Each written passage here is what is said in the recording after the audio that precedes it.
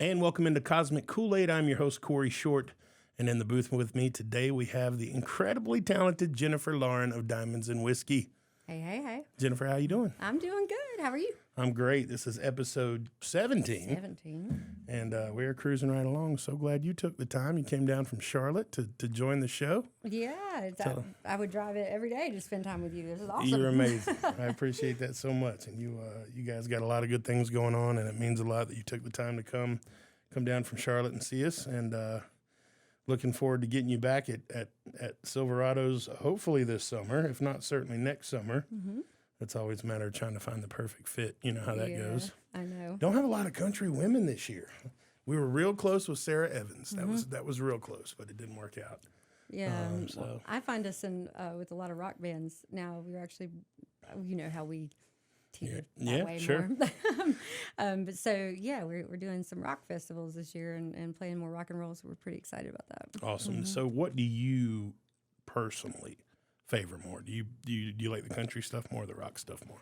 Oh no, I'm a rocker at heart. You're a rock girl. Okay. Yeah, I am. I grew up country, and you know that's one of my personalities. She's a country girl, but when it comes to music, it's pretty much all rock and roll, and I have to countryfy things. You know, we'll throw a little fiddle or banjo on something that's like country insurance. You know. Sure. Yeah.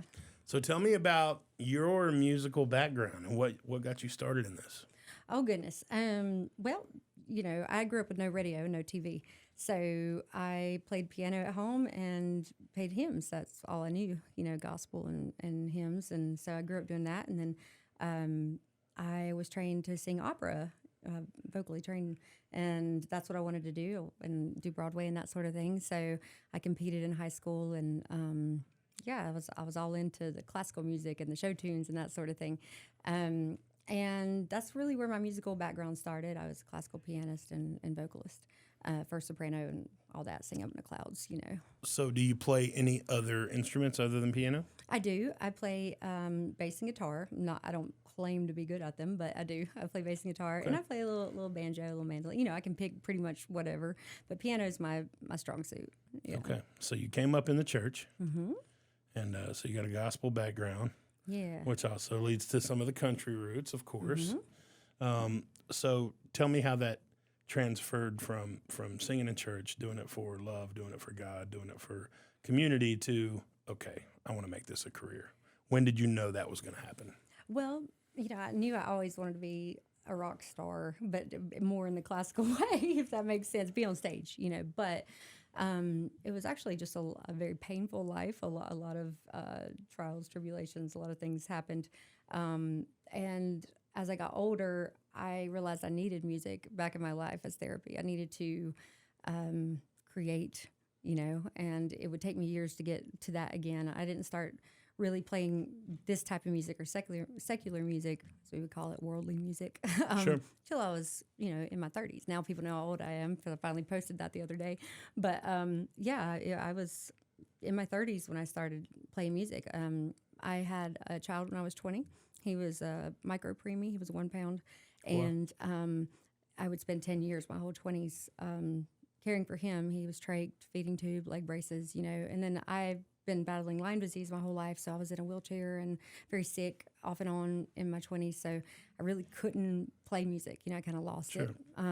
So once I got better and he got older, I picked it back up, and I had a port in my chest at the time, and I was like, I just need to play music for me. You know, I need to just do something musical to heal my soul and my heart, and, you know, help me get through a lot of things that had happened. So that's where it started.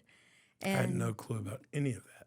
Yeah, wow. there's a whole good bit of depth to your story. Oh, there's a lot more. Yeah, there's a lot in the story.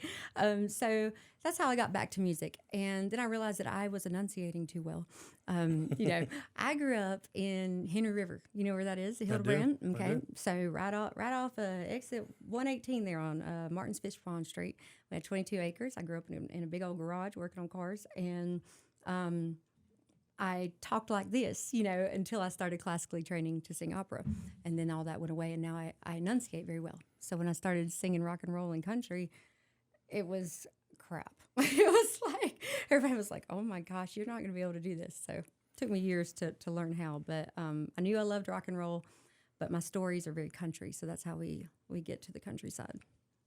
How much would you say this area affects your sound and your writing and your overall musical aura? Just the Charlotte, Western North Carolina, Hickory, this area. What does that do for your music? I think that really affects more the story aspect, like the songwriting side of that. I think my sound, most people describe it as more like southern swamp rock, if you will, and with the country flair, of course, but it's more swampy. If you listen to my first record, I think it's more influenced by the places I've traveled. I've done a lot of traveling. I've spent a lot of time in New Orleans and New York and all these different places, and I've really dove into culture in different areas. So I think I've found what I like, which is more that southern rock, swampy type of thing. But that, I think, comes more from my traveling and seeing other bands. But the stories are very much honed into Burke County and, like, where I'm from, what happened in my life. Sure. Yeah, so. In addition to geographical influence on your songwriting, what else do you draw from? So when I write, people always ask my process. I don't really have that. I draw from there. All my songs are about my life. They're some story. I really suck at taking a topic and writing about it. I'll just go ahead and tell you. I'm terrified of going into a writing circle with people because I'm not good at that. I write from the heart, and it's always emotion. I don't have a love song. There isn't one out there that should tell you something. But they're all about being a badass woman or about hurt, pain, sickness, or things that I've experienced. So does your writing always start lyrics first, music second? Yes. Okay. So usually I rap my songs first. I know that's What? weird. Yeah. So the song I have coming out, Blonde Ambition, soon. It's got a rap part in it. Yeah, I rap my lyrics. I just kind of go, usually when I'm driving, because I drive all day. And so I go down the road. I don't listen to radio, and I just kind of beat on my console. And just get your Cardi B in on the way down the road. That's how I write songs. And then I turn that. I love it. And then I turn that into a musical thing. So, I love it. Yeah, it's weird, but it's always hits me. It's never, oh, let me write a song. It's always, dang, I'm pissed. Or, like, God, that hurt my feelings. Or, that's how I write songs. That's incredible. Very cool. Yeah. Very cool. I would have never picked up on that. And it's so funny how each artist has their own process. Yeah. It really, there's not a universal way to do this. No. And I'm just crazy. So I think that's really a lot of it too, I can relate. Yeah. Me too. So tell me about the formation of Diamonds and Whiskey, how that came to be, how long ago. Tell me about that. Diamonds and Whiskey is 5 years old now. We've done a lot in 5 years. I've been Absolutely busting my ass. Yeah, it's kind of wild. I was just playing covers and that sort of thing, and out with my friend Drew. And then I don't know. He was a writer, a good songwriter. I started kind of writing with him, and he kind of taught me how to write songs. And then next thing I know, I was just spitting songs out left and right. And I thought, man, I should go play these. I should be in a band. Yeah. I didn't know what I was doing. But yeah, so I wrote all these songs, and then I was on a boat with my friends one day, and they were like, you're so talented. You should start a band. And I was like, okay, what am I going to name it? And my friend Dale was like, well, you have multiple personalities. Because we'll get to that. But he's like, you're glamorous and beautiful, and you shine like a diamond. So, like, that should be part of it. He's like, but then the next day, you look like you're homeless, so, which is so true. If you saw me on the way here, it's bad. And I don't wear makeup all the time. I'm a very rough and tough girl. So he was like, Diamonds and Rust, but that's an old song, if you remember.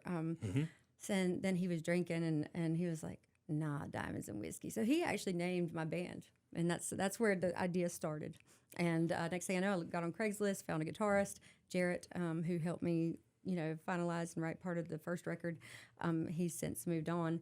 And after that, it just, people came in and out, as they do for a while. And then the last probably 3 years, I've had the same guys. I finally kind of found my core, which is Brandon Lambert, Logan Folan, Ryan Jaffe, and Pat Jarasia.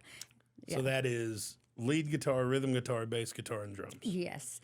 Now, do you ever do a steel? Do you ever do fiddle? Do you ever do all of that? Yeah. So backup singers. So, like, how big does this project get? Yeah. So I love to feature artists. And when you know how artists will say, "Oh, I'm a supporter of other artists. Yay. You know, Sure. I try to live that. Like I try to bring people on stage. Amy Ward. Yeah. Oh yeah. We have to do a little bit of this segment about Amy, but especially with women in particular, and because I feel like there aren't enough women in music, and I know why, but it's for me, I really want to live that, being a proponent of female artists and just females in general. So I try to like branch out and bring them into the band. So I've always featured a woman. We've always taken one on tour. I've always had a fiddle player typically. That just seems to be the thing. You know, if I can find one that's awesome, I love fiddle on rock and roll. Sure. But then lately I've been pulling in singers, you know, when I can find them. And Amy's a prime example of that. I'd never met her and just saw that video Jason posted, and I just had to know her. You know, it's like, I really think she's an angel among us. What a beautiful thing that you did there. And in a world where so many women they got to be the best in the room. Yeah. It's so cool to see you reach out and lift other women up. I don't ever feel that. I think that, and that's a very common thing in music. That's why you don't see more girl bands, right? Sure. I don't feel that thing. I want people to shine, and I don't ever feel like someone else's fire makes mine less bright. Do you know what I mean? I don't feel that way. So it's like Lucretia Ann is joining us, and I'm hoping she's going to stick around. I'm excited. She's uber talented. But yeah, I just want to see people do their thing. For me, if you ever watch me on stage watching my band or the girls, I'm just so elated by it, you know? Yeah. So that's kind of my deal with this band. I wanted to be in a band. I didn't want to be a solo artist, you know? I want to be a communion. I love people around me doing what they love. Yeah. Awesome. Well, you're very, very good at it. We got Jennifer Lauren, Diamonds and Whiskey in the booth. We're going to take our very first break. When we come back, I believe we might have a special pop-up appearance from one Jason Ward. Said he might. He threatened to join us, so we'll see how that goes. We'll be right back. Hi, my name is Brandy Lamke. I'm the business owner of Coastal Wellness NC.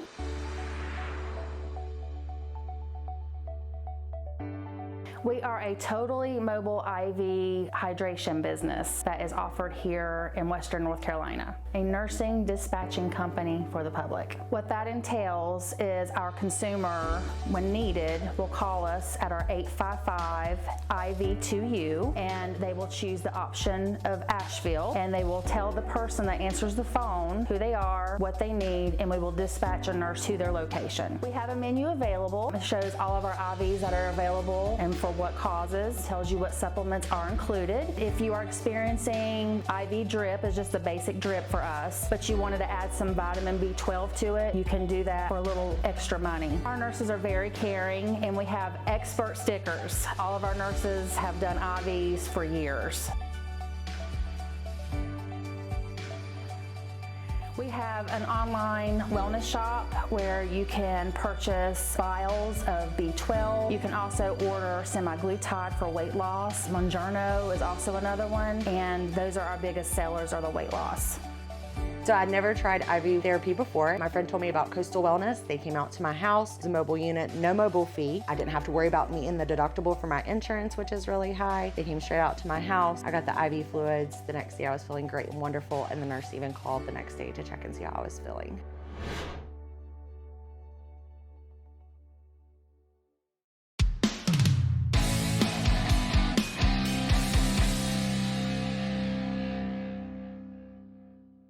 And welcome back to Cosmic Koolaid. This is Corey Short. I got Jennifer Lauren of Diamonds and Whiskey in the booth. She's incredibly talented. Their band is making moves, and we are just so fortunate to have you here. Thank you so much. Came all the way down from Charlotte, North Kakalaki to see us.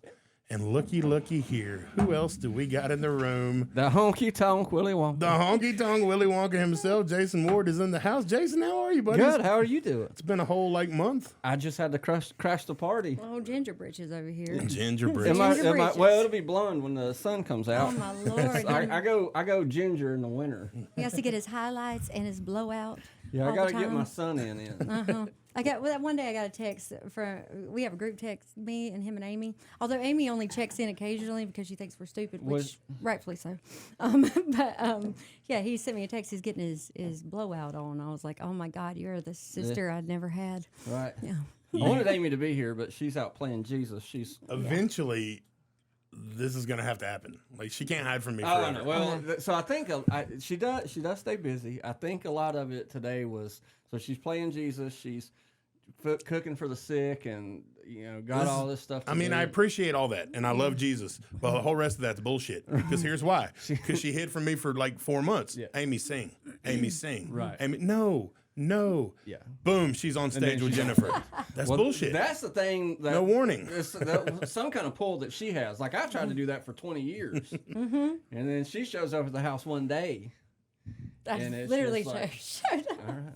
Next thing I know, Well, we're we on are the all tour thankful bus. that you did, pulling Amy out of her shell, and Oh, I love that. it was a beautiful sight to see y'all up there together and seeing Amy doing her thing. And I know you were a proud husband. Oh my God! Oh my it's the God. proudest day of my life. Lord, I've never seen anything like that in my life. Him and the flowers and Some the things are just dancing. meant to be, man. That was meant to be. And you all meeting each other and becoming friends was just meant to be. I know. Well, he desperately wanted that photo that day Right, with me. yeah, Runs no. over. Oh, I got to get a picture with you. And I'm like, who the heck is this weirdo? But I don't tell people that when I meet them. I try I to be think nice. you do, but Yeah.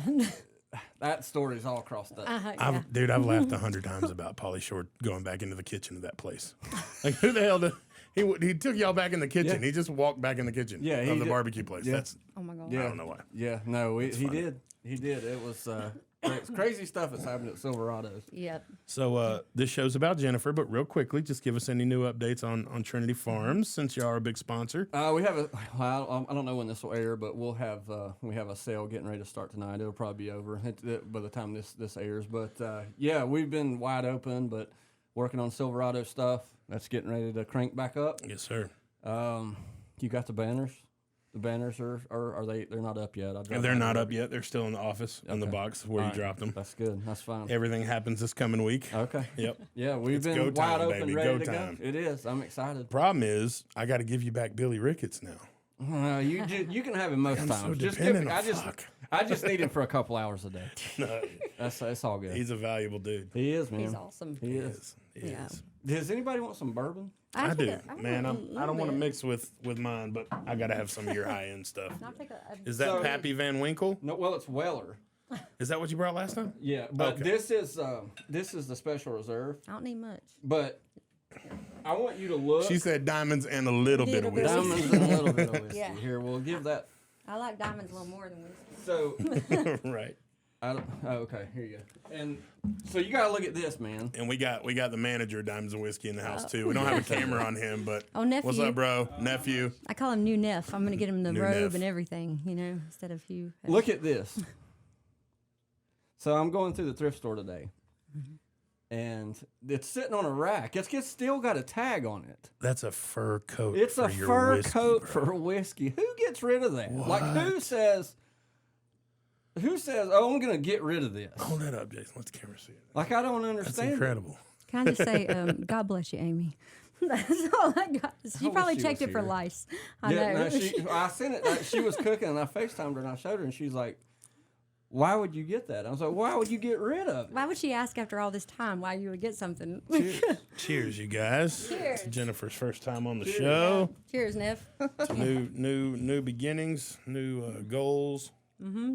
This is that bottle I brought in last time, and you're supposed to sip on this. Bro, I went through it like I know you water. did. I didn't treat it right. Yeah, you I didn't do that right. disrespected the shit out Yeah, of you that did. bottle. I'll have a bottle like this for a year.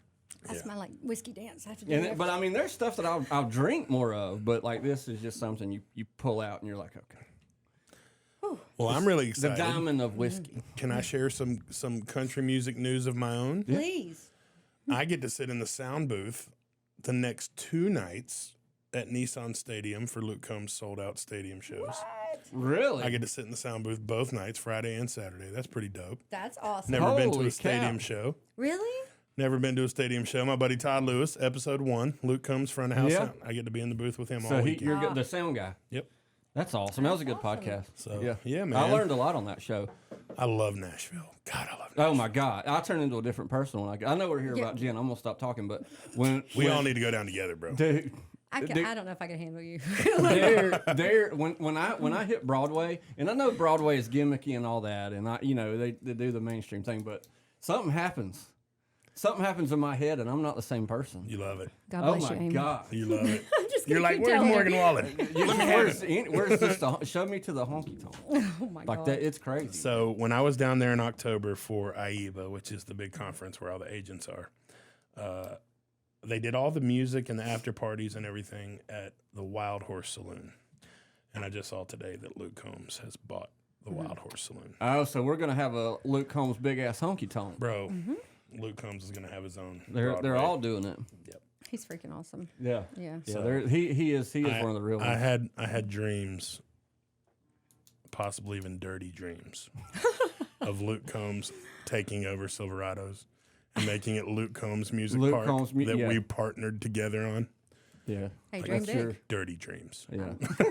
You never know. Hey, it could happen. It could happen. Hey, you know what? You just need to keep climbing, and then it'll be Diamonds and Whiskey Music Park, You never know. and your face will be all over it. And let's go. Well, that's what we need. My Let's go. face. Yeah.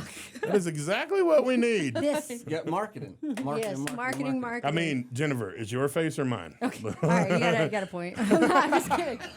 Hey, if I get to drinking, this honesty thing's gonna really Hey, happen. you know what? I wouldn't have said it if I wasn't ready for We it. got a T-shirt. I've been drinking. That's Yeah. what- every time she's been drinking, that's what I've been drinking. I've been drinking. So, Jennifer, tell me about your opinion of the country music landscape today. All across the board, from what we hear on the radio to what we have to dig for. Tell me your thoughts on country music. Oh gosh. Yeah, that's always a tricky one for me anyway. You have people that say country's not country anymore, and then you got people that just love whatever's out now. I don't really have a great opinion about it, and the reason is that I really don't give a shit. I mean, I'm not being rude, Right. and I'm not being rude to you, but I don't care. Like Sure. I've come to realize that I've had so many people say that I don't fit in the genre because my music's too rock and roll, and that's cool. And Music genres for me are becoming like political parties. Yes. Truly. No, that's a good point. There's no one size fits No. all to this shit. No, There's not. it's so stupid. But I used to worry about it because I used to be a lot more meek and I wanted to follow the protocol. So I was trying to fit myself into this round hole and I'm a square peg. So yeah, I kind of got tired of that. And now I never listen to the radio ever. I'm a rock fan. I'm a 90s, early 2000s rock fan. So I listen to that crap all the time. I love it. Nickelback, huh?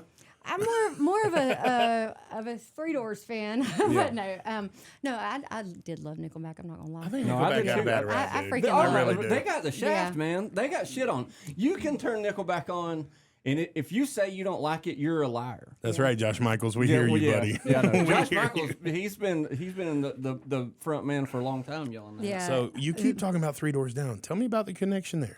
Yeah, so Gary Pettis, who's the manager of the band, he was the tour manager for Three Doors for almost 20 years. Okay. And so he retired, and he just was doing like part-time work at a studio because he didn't really need to do anything else. And he heard my band playing and was like, what's this band? And that's how we got discovered by him. And then he came out of retirement, and now he's introduced me to tons of people.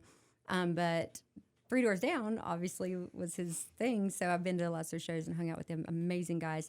And the guitarist, Chet Roberts, is now producing my music, which is freaking awesome. Yeah, he's awesome, too. And has become a really good friend and has even sat in. He's going to sit in on some shows this summer with us. He's freaking He incredible. went to Georgia with us. He when we- did. Yeah, that And, was good. That was awesome. He yeah. played lead. Yeah, he did, Yeah. and sang some. He's just an amazing talent and a phenomenal producer of those, and he's really coming up in that side of things now. So, yeah, I'm in Nashville almost weekly, recording and creating music, and I'm sitting on a pile of that. But yeah, the Three Doors connection has become a thing, and I absolutely love them.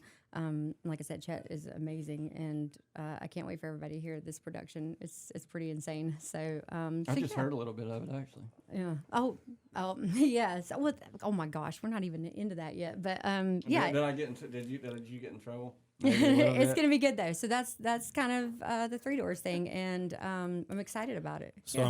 I'm gonna throw some names out, and Oh, I gosh. need a 3-word explanation of your feelings on the subject. Okay. 3 words. I get 3 words. 3 words. Okay. Priscilla Block. Love thick thighs. Okay. Luke Bryan. He's good people. Jimmy Allen. Oh, that's good shit. Yeah. Tyler Childers. Crazy good shit. Let's twist it up a little bit. Billy Strings. That's 4 words, but that's what I want to say. I just say love Billy Strings. Yes, Okay. I freaking love it. Yeah. Shania Twain. Whoo. Wow. I got mixed ones on that one. 3 words that I could say. All right, let's narrow it down to this. Shania Twain's comeback. We're gonna pass on that one. Yeah. Jennifer wants to have a career in country music, so we're gonna let her off the hook on that one. Let me say, I do want to say this though. She was one of my biggest inspirations, and she is a Lyme warrior. She's had Lyme disease for a long time, and that's what I really wanted to say was that. Wow. Like now that I've learned that she left because she had vocal atrophy, which I get from Lyme disease, it's a lot. She really Wow, battled I didn't know back that from either. I didn't either. So Learned it's a little something more new. emotional response, but like, yeah, I don't love the new songs. I'll just say that. Sure. But as a person and as a comeback queen, yeah, she's doing her damn thing. I gotta say, like, she is a queen on that side. Like, she is just doing it right now, and I'm so proud of that. Yeah. So the music part, I mean, I'm always gonna be honest. I don't love the music. But What about the I early love stuff? her. The early stuff, the girl power stuff. Any Man of Mine. Hell yeah. You love that, right? Yeah, I feel like a woman. It's just the new stuff. But Yeah, you and know she's good gorgeous.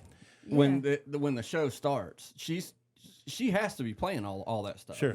Oh, That's the same thing. we Like cover some Shania. Yeah. like Dixie Chicks and Oh yeah, they're a still bunch when they tried to make their comeback. they're All- still that- Goodbye Earl. Whatever they play, Right. it don't matter. But what. yeah, all these comeback albums haven't lived up to. No, They're Home never is one of going my to. favorite records of all time. I lived for the Dixie Chicks, and I lived It's for the Shania. Chicks. The chick, my bad, the Chicks. But It breaks my heart how political that is. I know Because Every- I loved their music so much, man. Even to this day, I play some of the shit in my truck. I do I'm too. like, I love it. I those are don't some of hate the most talented females to ever grace music. ever, And ever. it's sad how that Yeah. went. And then Shadazy, do you remember Shadazy? I do remember was Shadazy. Badass, man. Like, Yeah. I don't know. I love it. I love that era of music. Oh my I don't God. think Jason, you just brought I up don't think Shadazy, dog. Oh my You don't- God. Lord of love it. mercy. But I do, if I could say one follow-up thing to that, because we were talking about genre before and we were, we kind of got into other things. But as far as country music today, I just like good music. I don't care if it's got rap in it. Hardy's one of my, I freaking love Hardy because I feel like he's my spirit animal. That's my type of music. I love rock and roll. And he mixes that with some country, which is what we do. And I feel like he kind of opened that up. So now I feel more comfortable saying, I just want to, play loud guitars and lots of toms and I got a really obnoxious confession to make. please do. I own a country music venue. Mm-hmm. Most of my friends are country music people. I've never heard a single Hardy song. Really? Really? Not one. I went to his concert. Well, you ought to check it out because it's a lot I of went rock to and roll. I went to YouTube, but somehow it's just flown under my radar. It's good. Yeah, and I wouldn't say it if Because it wasn't. we've actually put in offers to have him just based on his numbers, but I've never heard a song. Never heard a Yeah. song. You probably still have. He's He was probably the just at only one Wild left. Horse. Yeah, The Mockingbird and the Crow is a great record, and the song Mockingbird and the Crow is great because he talks about writing songs for people, which he did to get where he is, and he's a phenomenal songwriter, but writing about stuff that everybody wants to hear. This is Ward Davis was talking about this. It's like, I'm tired of talking about trucks, and I'm tired of, what I mean? Like, I don't want to sing about that stuff. Like, my songs, you're not going to hear that. Like, I talk about real stuff, and I feel like Hardy wrote a song about that. He's like, I'm a mockingbird. I'm singing songs, and then he breaks into this rock song because that's what he freaking loves, and it's amazing. So you should check it out. It's awesome. I don't know if y'all heard what I just heard, but what I just heard right there was an invitation for Ward to come in here to the songwriters we'll round get him. and write a duet with Jen. Oh, I got one that I've been working on. that I Ward wanna and send to Jen Ward. need a duet. Yeah. I've been working on getting the balls to ask him, but yeah, I got. I'll ask that guy anything. There's nothing in the world I've told that guy. Jason more will than send him an extra care package, and Okay. it's done. Okay, because I've been writing this song with Ward in mind, and I just, but God, I'm not how badass ballsy would enough that to be? ask Put him. it out there. Yeah, it would be. He just got a gold record today. Oh, congratulations, Ward! I hope you Yeah. see this. I When don't know this if you is will, over, but I hope he sees this. When Yeah. this is over, I need to tell you some stories on just asking. Yeah. It'll change your thoughts. Yeah, you gotta ask. I know. Gotta swing the bat. I was really good at that, and then I don't know. I've kind of just been like a little timid lately for some reason. But yeah, I don't know, but that's the dream of mine. Yeah. Well, you've also risen to a point in your career where you gotta be tactful about stuff. Exactly. You can't. Yeah, Right. You don't just do that. And You I don't have wanna artists seem asking desperate. me. Exactly. Right. I have smaller artists now asking me to write songs with them, and then I'm trying to make time for it. You know, it's like You have risen above the point in your career to be shamelessly right. plugging Yes. and asking. Mm-hmm. So now you got to do it tactfully because you are up here now. Yes. At least the way I see you. Yeah, we put that out there. You know, I fake it till I make it. Absolutely. That's my general rule. Absolutely. So what we got coming out this year in the way of new music, albums, Yes. EPs? So I've been working on a record for 2.5 years now. And I was going to put it out before. I've had it reproduced. I think this is the 4th time because I just couldn't get it right. And these songs they're like babies, my babies to me. You know what I mean? Sure. Heartbreak Queen was my first record. It was me and my band. We didn't know what we were doing really. We just went in and played it. Great songs, don't get me wrong. It's not production though. But now that I've learned so much, I want what I want out of these songs, you know. But it's called Blonde Ambition. And my first record was about my past. This record's more of a, you know, present thing. You'll hear that in the music. It's a lot more sass and, just cool stories and that sort of thing. You know, I can feel that radiating from you. Oh, I can feel, Oh my God. real talk, like I can feel a little bit of sass coming from you that I've not seen before. So I can see it's part of the creation yeah, it is. that you're putting out there and what you're putting out in the universe right now. I feel it. Well, I do. when I go in the studio, you know, people laugh. I dress like Willie Mae. I go with the sass. great. You know, with Like a method actor. Yes, Nice. yes. And she is, I had to create her to be able to be a lead singer because I was not before. I was terrified of the stage, even though I sang opera. I was always terrified. And I played a show, I'll never forget it. Logan Havens was there, my stylist, was in the very beginning. I think he's the only original member of the band, really. He's been there the whole time. And I got off stage, and he was like, that was awful.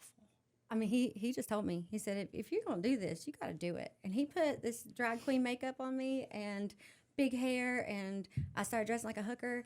And I got up there, and Willie Mae was born. And I didn't know her name then, That's but Willie Mae incredible. was born. And I'll never forget, I came out on the stage the next show, and I said, we are Diamonds and Whiskey. We're from Charlotte, North Carolina. And it became a thing. That's And- incredible. And so now that people know us, they expect it. You know, Yeah. they expect the show, and they're like, we love that accent. It's more Charleston Southern. Willie Mae is definitely more like Southern charm, is where I'm more like redneck hillbilly. Yeah. But that's her, and she's a badass, and she don't take no shit, and she's always honest. Says everything she means. No, she means everything she says. She shouldn't say everything she means. But yeah, because she would get in trouble. And if she's on the way to, I'm talking to Willie Mae. If she's on the way to a show, you the suitcase is that big, like it's in a makeup bag, like the stage clothes, and then you have to stop by a store that has 3 X's to get the leggings and all that. I just buy shit on the way because Yeah, it's on the way. I don't plan anything, okay? Like, I don't plan shit. I never know when my shows are. It's like day before, he's like, you got a show tomorrow. And I'm like, oh, shit. So then we'll get in the car and drive all night or go to the bus or whatever. And I ain't got shit with me, except Freebirds. I do pack my shoes now. There's probably 15 pairs of them for one show. And, on the way, I will just stop and buy something because I didn't prepare. Now, Amy... Oh God! Yeah, you Did got to she tell talk her about 3 months two- ahead of time. 2 polar opposites. Yeah. Yeah. Dude, Jason and I are like twins. That's why Amy and I, in my dreams, we're together. But she, and we'll tackle lesbianism in a minute because I do want to tackle that in this segment, and so it's going to be interesting. I've been drinking. That's all I can say. Oh boy. Oh, people Here we gonna, go. People gonna love this. You thought this is gonna be tame. This ain't gonna be tame. Feel free, interfere whenever you need to. This is gonna be your most. You're the watched. manager. You got to keep her in check here. Don't let her blow her career up on this podcast. Okay. He knows better. She'll reel it back in. Yeah, I'll reel it back in when we get proper. But yeah, Amy is like I said, she's an angel. But she's not an angel whenever she hadn't eaten. No, You gotta feed, no, you gotta feed that woman. Lord, Dude, we went to where were we at, Georgia, and Amy hadn't ate all day. So they did a show together in Georgia. Amy hadn't ate anything all day long, and it was time. The show was over, and we were on the way back, and for some reason she went to Taco Bell. She wanted Taco Bell. Well, no, that's the only thing that was open. Yeah. And they put chicken on it or something? She wanted cheese quesadilla. She said, I want cheese quesadilla. And she wasn't eating a Taco Bell chicken. No, he ordered a cheese quesadilla, and they gave him chicken. Well, she got the quesadilla, and it had chicken in it, and oh my God, I thought I was in the back seat with her, so I thought I was going to die. Yeah. It was a Well, moment. I thought I was going to die too. And she let it go, and I was like, I've never seen this side of Amy, and I've been afraid ever since. I'm not going to lie, I'm terrified. You just got to feed it. And it has to be home-cooked meals. Oh. It really can't be fast food. See, I'll just eat crackers. That's the problem is I don't really eat. And, you know, Amy works out and she takes care of herself. That's why she's freaking gorgeous. And I'm a train wreck, for lack of a better term. And so I don't eat and I don't think about it. Everybody has to fend for themselves. You can have my card, go get your food, but like I don't eat, you know. So I took the blame for that, but Jason caught the heat for it. Yeah. All right. Yeah, no, So we're gonna jump into our next break, but before we do, you told me your thoughts on country music landscape. I threw out some names and you gave me some opinions. Tell me your opinion on country rap and what your thoughts are on that and its place in music right now. Oh, if it's a good song, I like it. You know, if it's done right, if it's a good, I'm a lyricist, so I love lyrics. Is there any of those artists that you're favoring? Gosh, let me think. Are you Well, Hardy an actually- Adam Calhoun gal? Are you an Upchurch gal? Where do you stand there? You know, I don't really fangirl over a lot of things. I respect musicians in general, and a lot of times I'll appreciate things and like them just because it's created art. Do you know what I mean? Like that someone took the time to create that, Sure. so I love it for that. As far as like what I'm listening to and what I like, country rap or rock or any of that stuff, like I said, Hardy is definitely my go-to right now. Calhoun's good. Church has some good stuff. Don't get me wrong, I like it. I try to. It's hard to talk about those things like we were talking about politics lately, you know, because you mention one person and people put you in that category, or if you mention this, you know, and then you get angry people or whatever. But Let me interrupt you. You get a call from, let's say, Chase Matthew, just signed with UTA. He was with Upchurch, Holler Boy Records. Now he's signed with big label. He's sold out. He calls you and wants to duet. Yeah. You in? You joining a country rap tune? Yeah. Oh, yeah, for sure. In a heartbeat. Yeah. Okay. I would love to do a country rap tune. Like I said, I'm going to drop one actually myself. So I'm all about it. And I think That is dope as shit, You're and I gonna rap? cannot wait to hear it. yeah, I'm going to rap. Yeah. Please don't take your foot off the gas with that one. It's pretty I can't badass. wait to hear that. Yeah, I'll give it to you ahead of time. But that's Blonde Ambition. It's the title track of the song, and it's You heard what she just said. She just promised me to come back and debut it on Cosmic Koolaid. I will. Yeah, I just heard I that. didn't even know that the whole rap thing. Like I've known. Yeah. Oh yeah. I've heard Logan rap. Oh, Yeah, no. I'm super excited right now. I'm happy to. All right, you spit heard for it here first. Jennifer Lauren dropping a country rap song soon. We're going to take our second break, and we'll be back. We're going to fix Jason's microphone. It keeps It's everywhere. it's dude. floppy. It's all over. floppy. because you put your mouth. It ain't something else. Just like We're going to get him fixed up. We'll be right back. Y'all stay tuned.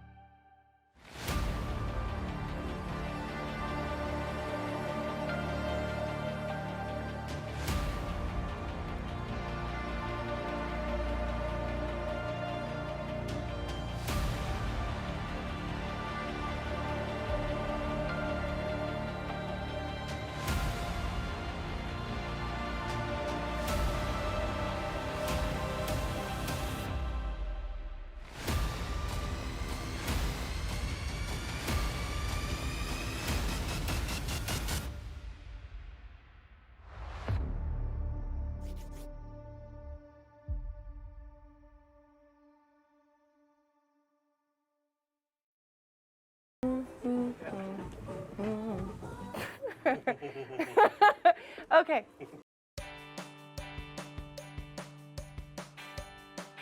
Hey y'all, I'm Dunbar with Instant Karma Asheville. We are a one-stop hippie shop and a true Asheville experience.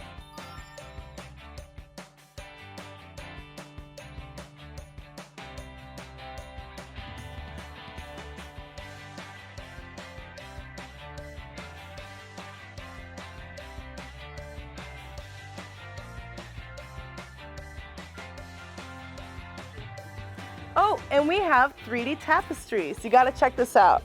See what I'm saying? Every 3D tapestry comes with a free pair of 3D glasses. It's amazing.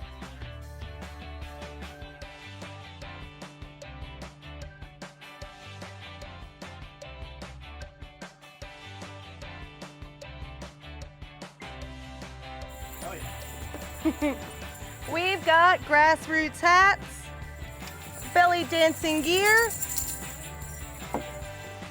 and we have beautiful dream catchers for catching all those dreams that you don't want to have.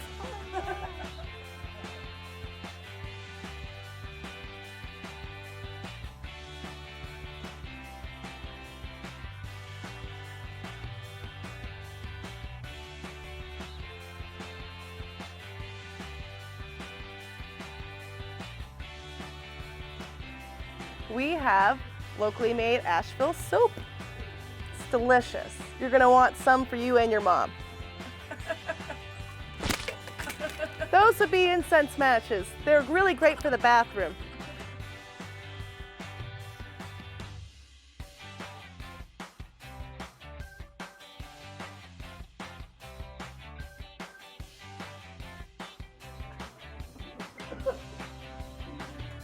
Yeah. We have great pipes too. And we have yoga mats. They're really beautiful and soft, and they really help you to just calm down.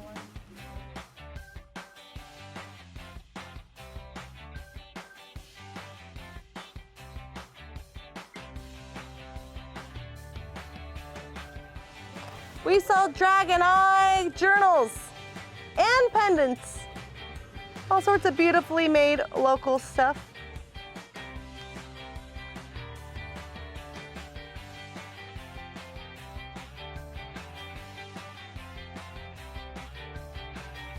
We have 2 locations, one in West Asheville on Haywood Road, and the other one is downtown on North Lexington Avenue.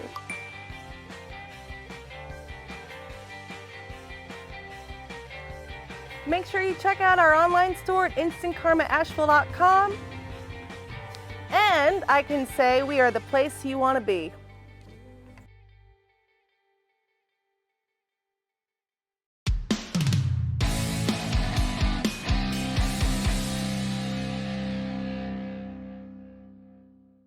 And welcome back to Cosmic Koolaid. I'm your host, Corey Short. I'm trying to keep it together here, but Jennifer's got me cracking up between segments. But here we go with segment number 3. Jennifer Lauren of Diamonds and Whiskey. Welcome back, ma'am. Hi. And Mr. Jason Ward of Trinity Farms. It's good to be back. Of Psych Ward, of Silverado's Green Couch fame. Yeah. I'm ready for that shit again. T-shirt gun fame. I'm ready for the Honky green tonk couch. Willy Pauly Wonka. Shore walking him into the kitchen of Moe's Barbecue fame. Yeah. Ward Davis Yeah, Ward burning Davis. down the good green on the green couch fame. All the good shit. All the good stuff. And you're pretty much my best friend, so Yeah. that's like the Right. Ward, Yeah. listen, Ward Davis, if you're listening, I want to thank you for solidifying my sponsorship from Jason for the next 10 years. Because you made friends with him, Jason owes me a check for the next 10 years, and I just want to thank you for that, Ward. oh my god. Anyway, we're focused on Jennifer this episode. Right. So we talked about country music today and your thoughts on some of the artists. We talked about country rap, and we talked about the fact that you're going to be getting involved in a little bit of that yourself, which is super exciting. So do you know about like any of these female country rap girls like Savannah Dexter? Any of these names ring a bell at all? Okay. No, I'm real bad at newer music. And I'm learning too. We Yeah. got a bunch of them coming, and I'm learning as they come. But this Yeah. this country rap thing is It's crazy. blowing up, man. Yeah. and But it's funny, like- it is a breakthrough. It is, but it's funny. Like when Jelly Roll kind of was exploding with it, and then he went straight country. Right. But these guys are still. I mean, it's blowing up. Like that Outlaw Nation Jesse Howard show it'll be huge. It's going to be one of the biggest of the year. Yeah. Again. I know. Their 15 seconds is now 30. Like they're really doing Yeah, something. and they're they're such nice guys. They like are. They They are. are. So that I like people that. And I'm not gonna lie, man. The stuff that you hear on YouTube and I feel like at this point, especially, they can spend more on production, Yeah. but it doesn't matter No. to their audience. No. No. Their audience doesn't give a Well, shit. I would never ever put. This is me personally. I would never ever put that on in my car. But when you go to those shows, there's some of the best shows live. Right. There's some of the best. And that's shows actually what that I you- was getting at. The live show was Dude, dope. Yeah, Yeah. they're amazing. yeah. Well, I think now, like, you have to think country rap has been a thing for a long time. Yeah. It's not that it wasn't. I mean, you had Colt Ford and Jason Aldean doing his song, you know, Yeah. the Dirt Road Anthem. And, you know, it's been around for a while. The problem was, I believe, that people were so stuck, especially 20 years ago, in the genre thing that, oh, that's not country, and you get all that fussing and that sort of thing back and forth. And now that radio has become less important and you've got just streaming, Yeah. and you can make a playlist of everything that you want. It just Well, doesn't matter anymore. If it's good, it's good. And not only fitting into that cookie cutter box of genre, but production quality. Just take a look at Christian music, for an example. Yep. In the 80s, it was garbage. Like Carmen and these artists that we, you know, our churches were trying to put down our throats. The production quality was so terrible, we couldn't take it seriously. Right. Fast forward to now, like Casting Crowns and Zach I Williams. love Casting Crowns, Not yeah. only the audio production, but the live shows are Yes. so good. Yeah, exactly. So that plays a big part It for does. me. And now with social media too, the music is great, don't get me wrong, but people get to know the artist. Yeah. And I think, which I struggle with that side of it, we'll talk about later, but they get to know the artist, and that's why they love the music. Do you know what I mean? Now people want to know the story. They want to know you. They want to know what you're doing every day. They want, you know, it's this constant feeding of information. You know this. Yeah. It's what you do. I mean, it's what we do on social media. And that is driving streams. It's driving music. So, I mean, I hate to say this, but I've seen artists that are mediocre, for lack of a better term, just blow up because because of of social who they media. are and how Sure. hard they work. Rightfully so. And I exactly, and You I get got to mad see props that. for that. Yeah. Well, exactly. I can tell you that, you know, for all the things that you do for your career and the efforts you put into your marketing and your image and your presence in the music community and beyond, as a viewer, as a patron, not as a venue owner, but as a patron, I can say I respected your career. I saw what you were doing. I saw, you know, different stuff from a couple years prior, Barn at Paint Fork and different things where you, and I saw your name and I was definitely aware of your brand. Right.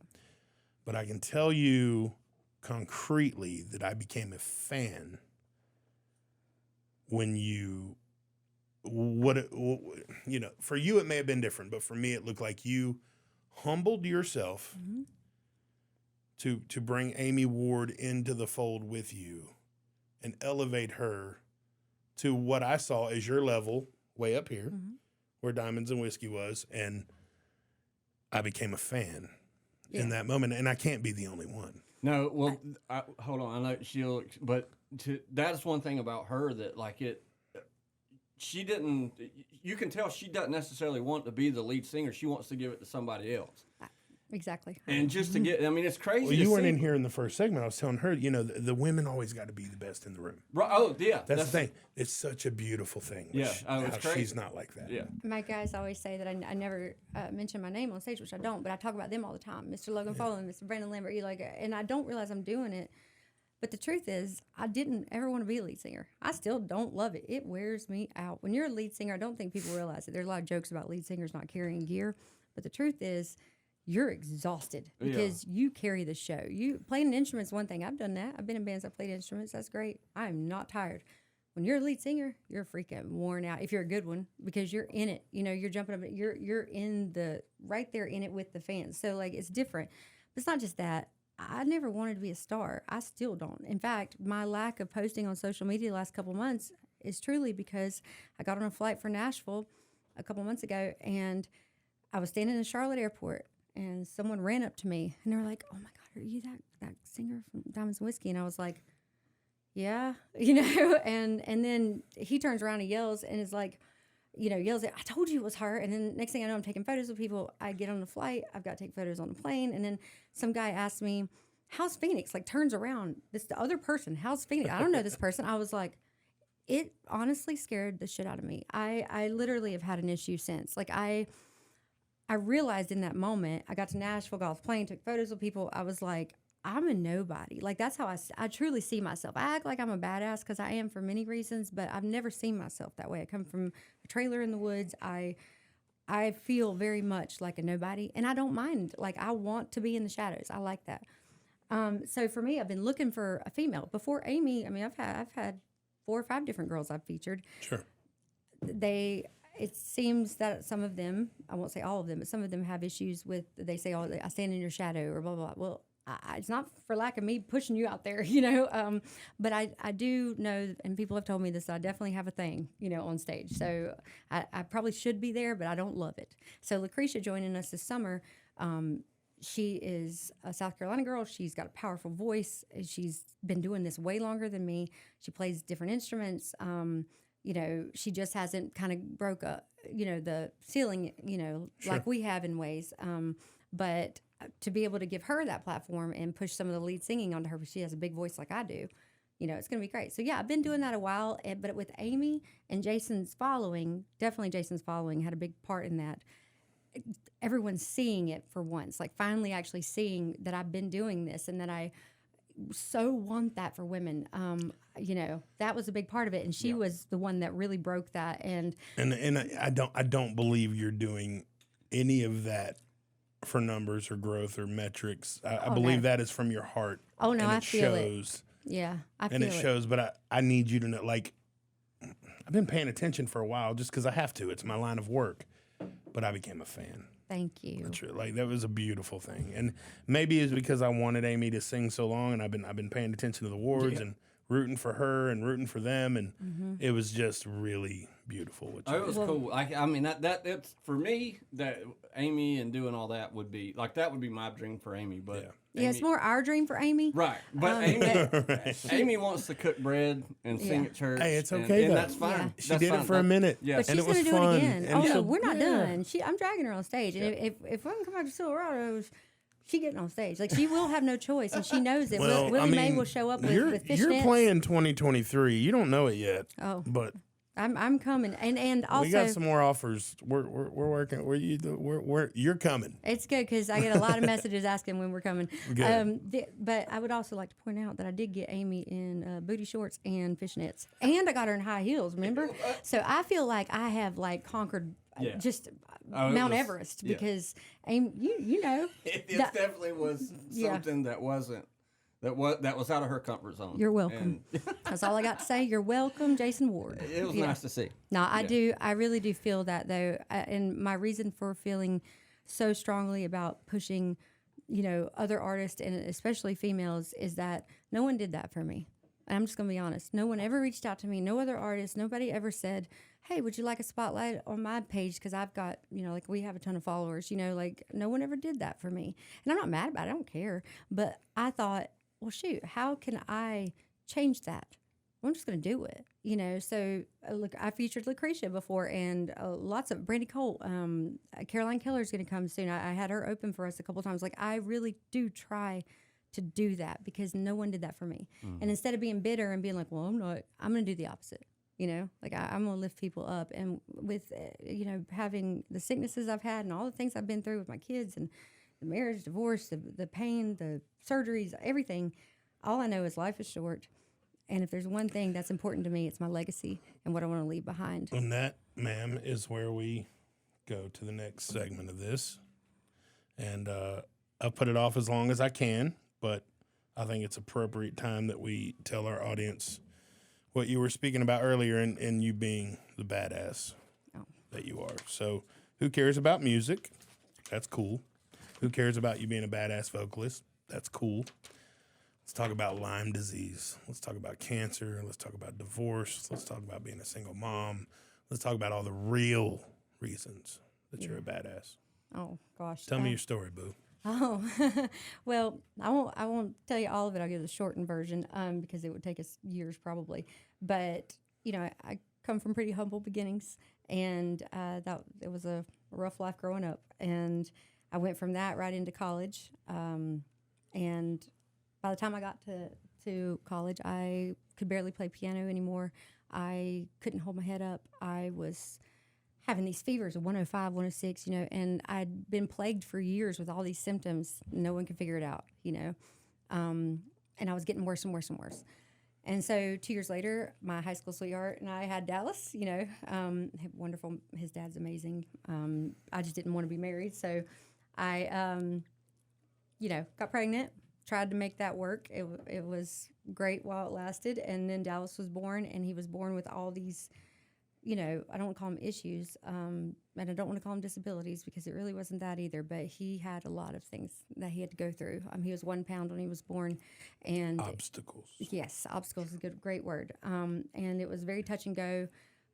He spent a very long time in the NICU. When he was a year old, he was finally 7 pounds. This kid, he had 5 surgeries before he came home, heart surgery, stomach surgery.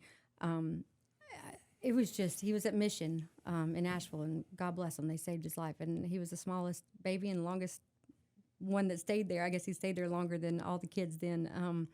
He's just a miracle. This kid is amazing, and he changed my life. I was already tough just from my childhood and everything, but Dallas gave me so much perspective because the pain that child has endured will never, none of us, physical pain, I know we've been through a lot of bad things, but Dallas's physical pain has been extreme. And he has handled that better than any adult I've ever seen, never complained. He's never whined. He's never said it's not fair. He has taken everything and just went with it. And he uses humor, just like I do, to get through everything that he goes through.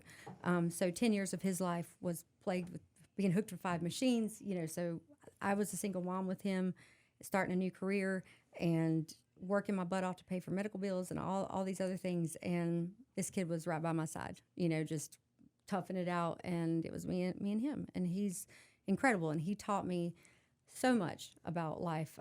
Like I said, I was already tough just by being raised by the people I was raised by. But Dallas, that gave me a whole new life. When you watch your child suffer, there's nothing like that. Mm-hmm. There's nothing like watching your kid suffer. I would walk over hot coals every day of my life and broken glass, whatever, to not have to see that, but watching him go through that, it broke me many times. Tell me about Dallas today. Dallas is 19 now. He is brilliant and healthy. His trach is out. He got that out when he was 10. And Now, when you say brilliant and healthy, he's smart. Do you mean he's good? Like he's doing normal life? Yeah, there are some still obstacles he has to go through.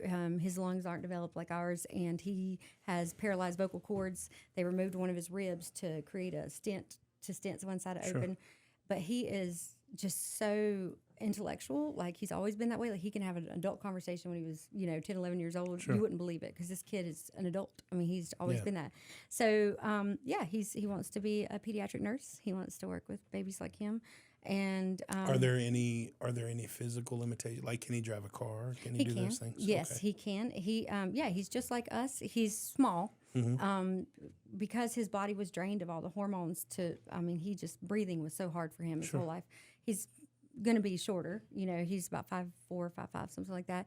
And but yeah, otherwise, he makes a joke about that all the time. He's got the best attitude, doesn't he? Oh, yeah, and he's talented. He plays guitar really well. He plays bass. He used to play piano all the time. He's just uber talented, but very quiet, doesn't like the stage, doesn't want to leave home. We're opposites. He's very much like his dad. His dad's a wonderful person, and I want to say kudos to you. Oh, thank you for saying that about your baby daddy. You don't hear that every day. Oh, Dallas's dad is wonderful. He's a Burke County kudos boy. to you for that. Me and my ex-wife have finally gotten there, like 15 years later, where we can talk nicely about each other. But good for you. I absolutely love Ken and his wife Lacey. They're incredible people, and they, he was very good to me. We never fought. I just never wanted to be married. I've never wanted to be married. And that's okay. It's not because I'm a lesbian. Okay. We will talk about that. It's not because I'm a lesbian. That's a fourth segment. Yes. We save that for when the old people are going to bed. We're going to get to that. But Janet, go to bed. But Janet.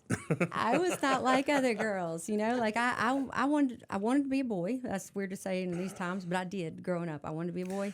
I'm going to tout this for a minute, but I'm very good at things that are typical guy things. Now, I know we don't like to gender those things these days, but typical guy things. I'm just going to say that. I like to build things. I like to renovate. I like to work on cars. Sure. I'm a damn good driver. I'm good at all. I played. It's funny as shit because she remodeled a whole bathroom. It looks like it's at the fucking Hilton. Like, it's crazy. I was man. like sending them videos the whole time. I was like, what the hell? Yeah, she was plumbing. Oh, that plumbing was beautiful. What the hell are you doing? Like, it made me feel like shit because Amy's like, hey, will you hang that picture? I'm like, fucking call a guy. Yeah. And Jen's in here plumbing. Guys say I emasculate them. But I'm like, no, I don't. Like, yeah, that's on you. That's not on me. It's like me saying a guy ruins my self-esteem. It's the esteem of your self. You know what I'm saying? Like, it's my esteem. You're not going to ruin it. You know, like, that's how I feel. But no, my daddy had one arm.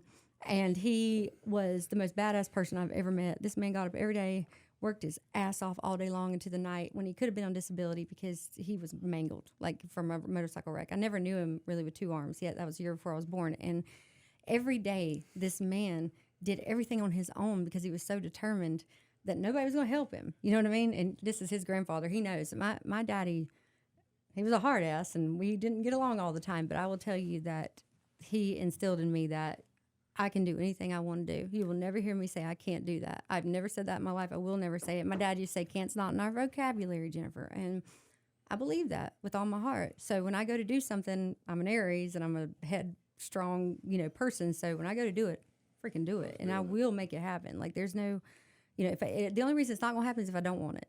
That's why the past couple months I'm like, I don't know if I want this. Like I really had to think about that because I'm like, I don't really want to be famous. Like I want that, like I don't want people in my business. I'm very private, and I've struggled with that, like we talked about. But yeah. Anyway, I got off on tangent because I've been drinking. So tell me, since I got you drinking, tell me who you see. And I know this is not your spirit because you are a lover of all. But tell me who you see as your biggest competitor in this space. Oh gosh. Is it like a Jasmine Cain? Is it more like a Kayla McKinney type country vibe-ish? Like what is your main competition? Oh wow. You're right. I've never thought about it because I've never seen anybody's competition because I'm freaking awesome. Like I'm serious. Yes, like, you are, and I love that answer. That was great. Well, and I say that for a reason. I say it like that for a reason. Let me say this, and please make sure you put this in there. Sure. But I say that to inspire other people to say that because when I show up at a festival, like we play CCMF, we play with the big boys, and when I show up, I can't be worried about who's going to be better than me because I have to tell myself, I'm the shit. And I do this every morning. I get up and I say, I'm the shit. And fans don't want you to get up and say, hey, y'all, I'm the 4th or 5th best here. Thanks for having me. Yeah. Like, no, they want you to think you're the best. And not only that, though, work for that. So, like, that's the other part of it is I work hard for that. Like, people don't know, but I fund every bit of this band. I've had, small label offers. I'd have people, I don't want that. Like, I work my ass off for it because it's my responsibility. I take that on myself, and I want to own it, and I want to be that person, and I want to inspire other people to be that person. But I get hated on, let me tell you, more than probably any female around, and I don't even know these females, but let me tell you, I get a lot of hate, and it's because I will not join in that drama. I will not hate other women. I will always, always lift them up, but I get the nasty looks. And you have shown that. You don't just say it, you've shown it. I hope so. And that's what's so beautiful about what you're doing. But I think Amy has this similar spirit. And even though we're very different, the reason I love Amy so freaking much, if I could just say this, is that she's like me in that we don't have jealous hearts. We are not jealous of other people because we're confident in who we are. And I think that's why I say I'm freaking awesome. I don't feel that all the time. Of course I don't. But I try to tell myself I am so that I don't feel threatened and I don't feel competition. And I wish I had an answer for you. But I love all those girls so much that you know what I mean? Like I just don't feel that competition. And I already know I'm great. Like, and we're everybody's got a place. There's enough love in all our hearts and enough people to love all these artists. But girls in particular have a very hard time with that. Yeah. You are right. Yeah. Well, that is one thing that I noticed with her whenever she was kind of bringing Amy into it. It was just like they were the same on that they're not gonna bicker back and forth. Right. And that was such a cool thing to see. And it is. I mean, our dynamic's awesome. I love her. Yeah, I annoy her just like he does. And I goad her, on their posts, I say a lot of stupid shit just because I like to create a little, whatever. But that's just because I like being funny, and I use humor as a way to get through life, and with the Lyme disease, like I was talking about, I got super sick and really down. Amy has RA. That's one of our common things. Lyme and rheumatoid arthritis are very similar. Battling all that and knowing where I've come from, I've had to 8 PICC lines and ports, and every other year I'm going through some massive IV therapy. I've lost my hearing the same one, like I don't know. It's just like one battle after the other. And when you're battling truly horrific things in life, when you're watching your kids suffer, or you're going through a really ugly divorce, or my dad passed last year. just so many things going on. You don't have time to be worried about anybody else. Yeah, and that's really the truth of it. We used to do the Sangria Sunday things, but seriously, that's the truth. Like, she was sitting in the living room, had an IV hooked to her, hanging on your curtain rod, hanging on the curtain, just playing the guitar. And that was one thing that I love for Amy to see is, her struggle and them just build each other up, because it was. When they got together, it was just the tip of the iceberg of Amy's RA diagnosis, where things were kind of going downhill. And then it was something for them to talk about and build each other up. And she's like me too. And I didn't know this till actually Chet, my producer, brought it up. He sent me a reel not long ago, and it was Jordan Peterson talking about silent sufferers. And I am one of those. He'll tell you, I like to be alone. I don't want people to know I'm sick. Mm-hmm. I try not to post about it. People tell me to. I do it to inspire people occasionally, but I hate it. I want to just be badass all the time. I hid my port on tour last year. It was sweating outside. I wore long sleeves because I didn't want people to know. I hide that because I don't want to bring people down, you know. And Amy's the same way. Amy, oh yeah, absolutely. She doesn't talk about what she goes through. I'm the same. I'm the same way. And I actually was going to tell you that. I wanted to say that to you and I wanted to bring it up for you because I do know that you're like that. And because I've watched you too, and I know you're that person, and I wanted to tell you that those people are very special. It's when we carry burdens and we carry it all inside and on our shoulders, and we don't want to bring the world down. You know what I mean? We don't want to bring people around us down. I know that, like, I hurt all the time, and I don't want to talk about it. I don't want people to know, and I'm pushing through it, trying to be the best I can be. And my heart hurts. There's a lot in there. A lot of my story, but like. And I know yours does too. And you are an incredible person. Yeah. That's the thing about Corey. Like he builds everybody else up. He's a builder. But if you know Corey's story, Corey's been through more shit than any of us. I know he has. I know. But for him to keep that's that why I don't even want to talk about what I've been through. He don't want to talk about it. No. But people say that to me. I know. I appreciate that. He don't want to talk about it. He wants to throw it on the road. But there's sometimes that needs to be talked about. Yeah. This dude is he's a leader. He's got 70 some employee, whatever. But then it's always like what positivity, what's next. Like, hell, I can't do that shit. I get fucking. Dude, I get so stressed out. This one will just pace the floor. But let me say this from all the artists around here, including me, of course, because I'm saying it. I've been drinking. You give us a space to play. You did that. And you gave the people of this area somewhere to come listen to music. There was nowhere to play here that I'm going to play. I'm going to tell you that. Like, I'm not dissing small places, but when we don't do that anymore. And like, you've given so much joy to this community. I don't know, man. I really just wanted to be able to say that here and tell you thank you. Even though we've only gotten to play there that time, to me, that meant the world to me that you called me up. Well, I need you to know that will not be the last time. I'm ashamed we don't have anything on the books right now, but I'm we not worried. Certainly will. Yeah, I'm not worried about that. I've got a couple of shows that aren't the perfect fit, but I'm going to try to squeeze you in anyway. So we'll be in touch on that. Oh, yeah. I'm not worried about that. I just want to tell you thank you for the opportunity. You're wonderful. Thank you for saying thank you. Well, I love this. It's hard for me to accept gratitude for that because it's such a selfish thing for me because I love it so much. But well, something I preach a lot about is being grateful. I think that the world has lost that along the way. And for me, what I've learned is every day I get up and I'm just thankful for that breath, you know, and a lot of times I can't move because my body hurts so bad, but I'm just like, thank you, Lord, you know, or whatever you believe in, just thank you. And I think we should all be telling people thank you more often. If we all took the time, you know, like we do it. Amy, we all text each other and we're just like, thank you for your friendship, you know, and I want to always be that person. And I really believe that. So when I go on podcast or if I know someone's inspired me, I want to tell you, thank you, you know, because if we have gratitude in our hearts, I mean, that's grace right there. You know what I mean? Absolutely. Absolutely. And I can tell you just from 17 podcasts now and 5 million band bookings and conversations, you're one of the real ones. Thank you. And it shows. I appreciate that. Yeah. And I'm grateful for you. Thank and you. those comments you just made. Thank you. Well, I mean them. All right, y'all. We're going to come back for our fourth and final segment right here in just a few. Jason's over here spilling whiskey. We're going to keep it together. We'll be right back. In 2023, lines will be crossed, champions will be determined, and legends will be made.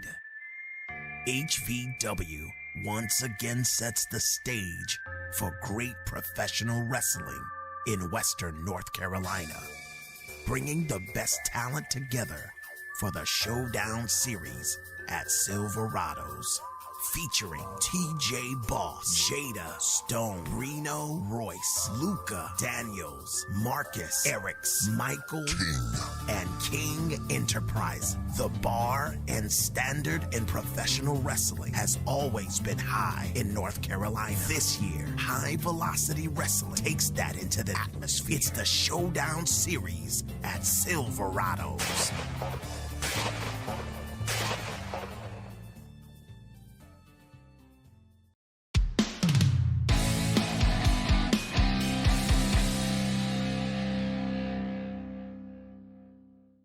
And welcome back to our fourth and final segment of episode 17 of Cosmic Koolaid. We got Jennifer Lauren of Diamonds and Whiskey.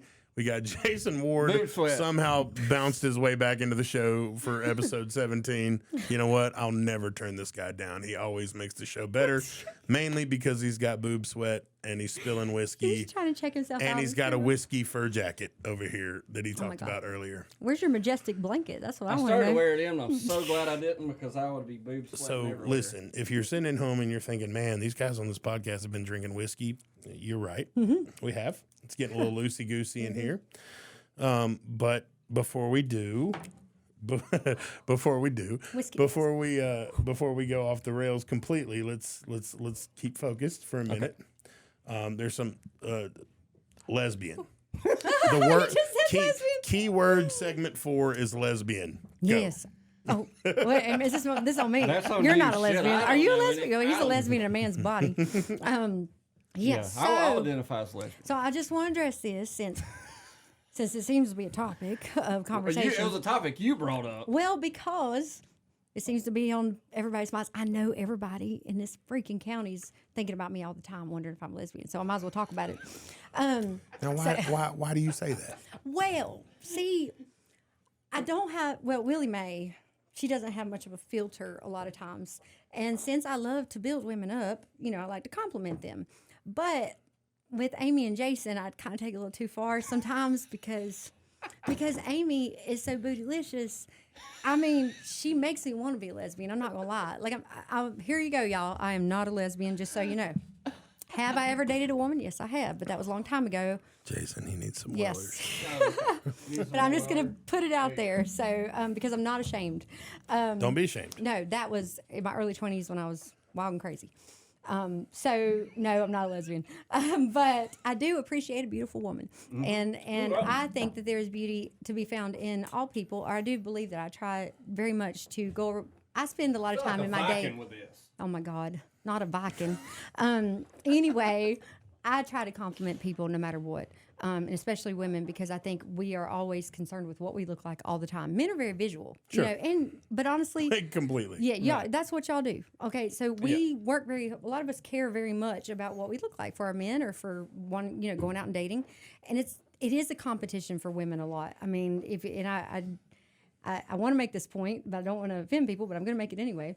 I think that a lot of the jealousy that women feel towards each other stems from thousands and thousands and thousands of years of women being objectified and treated lesser or whatever. Yeah. That is true. I mean, No, I agree with that. So I think that is it. And I think if we all really notice that and we're like, oh my gosh, I need to stop worrying about it and start saying, hey, I'm great the way I am, or in whatever capacity. So Amy, though, since she is spirited like I am in that way, we're able to joke with each other, back and forth. And it started with me just telling her she's beautiful because she is, because she tells me I'm beautiful. But then it just got to be fun because she's married to this jackass, and he makes a post and he's always putting her butt up there. And I'm sorry, but I'm proud of it. it's hot. I'm proud of it. It doesn't mean that I am a lesbian, but I'm not gonna lie. If they divorced, I'd be all up in it. I mean, I just She think. said all up in I it. mean, you ever wanted to motorboat something? Like it's like one of those things, like that. Don't lie. I'm never just did. saying. I mean, I'm just being honest. Jason, I've never wanted to motorboat your wife's ass. I'm You just are- putting that out there verbally on the podcast. If you it's not bad on Facebook, but if you go to YouTube, like everybody wants to God. motorboat Amy's the ass. comments. Can you blame them? Oh, Oh my God. Oh, okay. I don't well, read you them got to anymore. have thick skin for that. Oh yeah, I don't read Yeah, them. you, I yeah. can't. So, but I But mean, with her, I know it's a joke, so it's Yeah. just like what roll. So roll I- on. so I mean, it- maybe hell, I don't know if it's a joke. Is well, what had happened was a certain ex of mine saw my comment on Amy's post, and he's one of the jerks. And I love all my other exes; they're awesome. I've never talked bad about anyone because they're great guys. But this one in particular is a jerk. And so he messaged me, "Oh, you're a lesbian now. You and Amy sleeping together." So that's what happened. And so since that happened, I just kind of do it a little more because I like for him to read it. I mean, if you're Sure. annoyed by something I'm doing Sure. and I don't like you, I'm gonna do it more just because it's fun. Yeah. So it became a thing, but no, I mean, as much as I wish that I was with Amy, we're not, and it's a sad life for me. But I do think she is the most beautiful person I've ever seen in my life. I am gonna put that out there, and it's more of an inside to out beauty, but also that outside is freaking awesome. But I'm not a lesbian. I do want to go on the record and say I'm not. I would say I'm more like bi, but I prefer men. I never want to date a woman. I did try that one time, and she was a crazy bitch. And I don't know how y'all do it. I really don't. Like, we're nuts. I'm serious. And the hotter we are, the nuttier we are. It's just insane to me. I'm more like a dude, so dudes like me a lot, because people ask me if I have a penis a lot because I'm very dude-like, and I enjoy that, but I don't know how y'all date women. Yeah. You see, Yeah. what just happened was what you did- gave me a whole bunch of those vertical reels to use, like 10 different clips right there. Oh, yeah. That I can cut into TikTok and YouTube, This like is all the little, advertising the for vertical days. reels. It's all over the She place. just gave me gold. Oh, I all did. over. Yeah. Please All put that over up. the I'm place. telling you.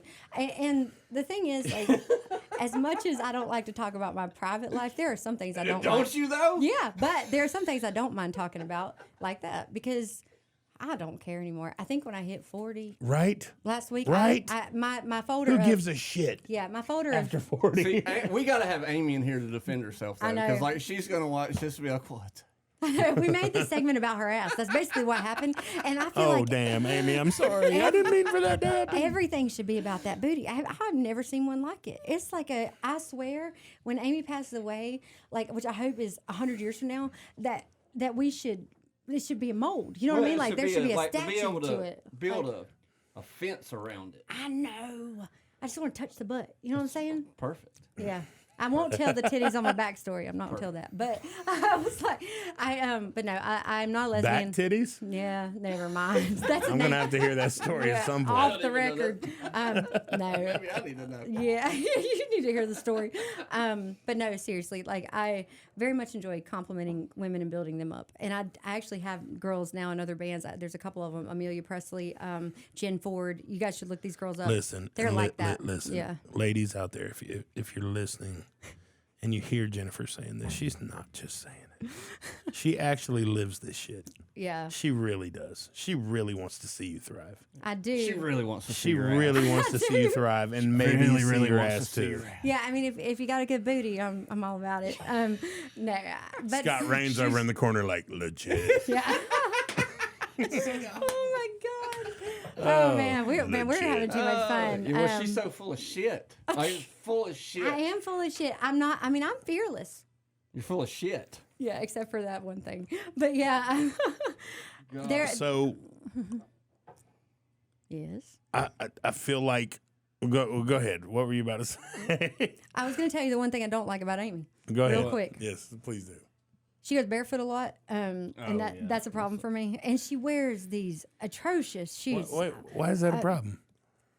She's got a foot. She's scared of feet. You got a foot phobia? Yeah, huge. It's bad. And I love Amy's feet. Like, are you scared of midgets and clowns too? Like that kind of No, shit? so it's the opposite. I actually love midgets. I'm like, I Me don't know too. if that's an appropriate word, but I mean that with my Jason whole heart. does too. I love them. Like I want to be friends with all of them. Okay, you know what? No, fuck that. Yeah. Okay. That's what we're doing right now. Audience, we're going to play this video because Jennifer and Jason have never seen it. And just in case y'all haven't seen it, you're watching it right now. We'll be right back. We're back. You're laughing. They're not laughing because they haven't seen it yet, but when they watch it back, they'll see. We're gonna watch back it. to what we were talking about. Okay, could I say? Oh, go ahead. Do your spiel. What were you gonna do? I don't something? know. No, I wasn't going to do anything. Okay, I do want to say one Is this thing. like is this a warmer It's a Viking fur. for your wiener? Oh my god! Right. That's my life. Like, is it a coat? Like what? Yeah, it's a winter coat. I've died and gone to podcast hell. All right. sorry. Y'all. I did y'all not brought come here whiskey. to talk I about don't your know. wiener. I came to talk about Amy's ass and other like things. Like that's it. Legit. Yeah. Anyway, I do want to say this though. You are like my freaking best friend. Like I love this dude so freaking much, and I know we say a lot of stupid shit to each other, and I talk a lot of shit about Amy. But I mean, I would take her just so you know. But this guy right here is like a brother to me, and I do mean that. Yeah, like, no, seriously, no, I'm on the same page. Like from the day one, like you just. And he said that. He said Yeah, that. no, I said that in the Yeah. last podcast. Like it's one of those. You know, she's awesome. I see what she's truly about. I see what she's done for my wife, and to me, my wife is number one. Always will be. I'm number 2. And whenever somebody comes in. Sure. And you know, and that was a rough time in Amy. Whenever that first RA thing started coming around, and she came in at the right time. So you know, all joking aside, we fuck around and we joke a lot. Yeah, we talk a lot of shit, but it's been the healthiest friendship for me with him and Amy. And like I said, we have a group text, the three of us. We never communicate outside of that, but it unless we want to surprise Amy.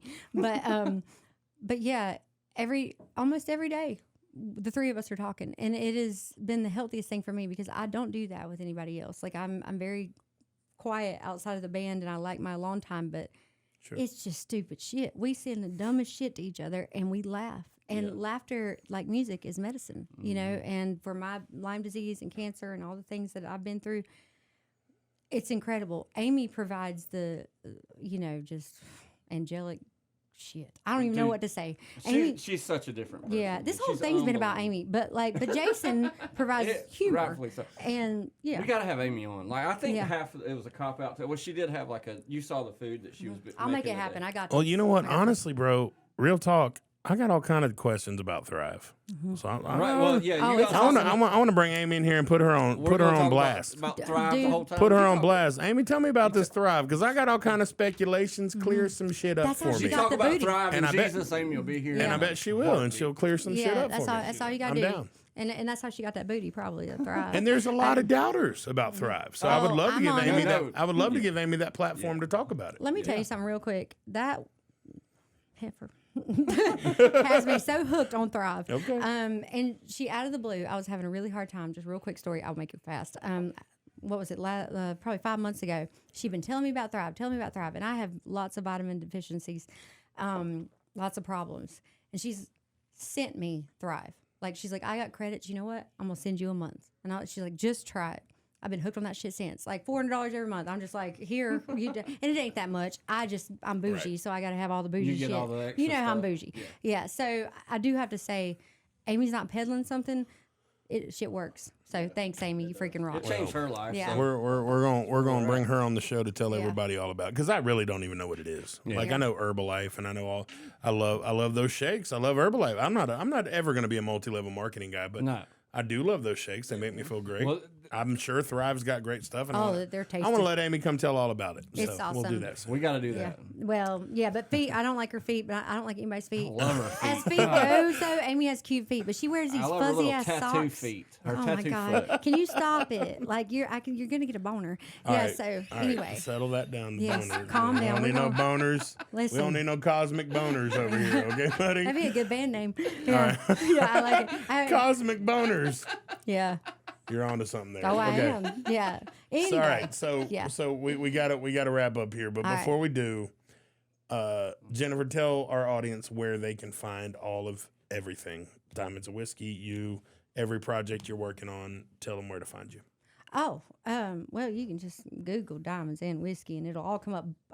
We're on everything. Except Spotify, for, yeah, I can't Apple think of 'em. Music, all that good stuff. We have like 17 songs on there, and then tons of music videos. 2 of our videos just hit 100,000 views, so I'm really excited about that. They just started like climbing all of a sudden, and You have Diamonds and Whiskey music videos. there's lots of music videos. I have not seen your music. Oh, man, there's some great videos. You need to look I up am a Walk Hard. producer of music videos, so Oh. now I have to go look. We and should talk. We should talk. We should talk. Hey. Yeah, so Walk Hard was our most recent video, and it's done really well. I'm really excited about it. Growing Media produced that out of Illinois, and the Hero video is shot. I've been sitting on that for like 8 months. It's a more private song, but that's going to be our next one that we drop. But yeah, I love doing Now, music what does videos. that mean? More private song.